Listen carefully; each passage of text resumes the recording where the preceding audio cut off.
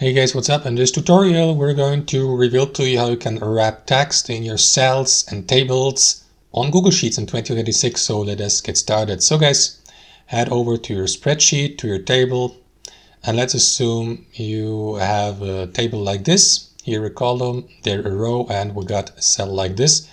But as you can see, the text visibly exceeds the size of the given cell.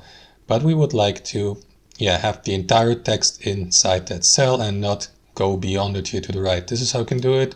Left click into the given cell and select the text wrapping tool, which is here. You may customize it by selecting the drop-down menu below and select one of these wrapping options. Simple or standard wrap, overflow, or clip. So let me go for standard wrapping. And there you go. Now the entire text fits into that cell.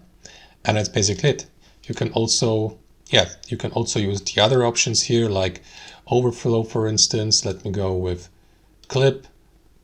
In this case here, the rest of the text has just been removed, so that's not our preferred option. Let me go for standard wrapping, and that's how it works, guys. Thanks for watching. Have a wonderful day.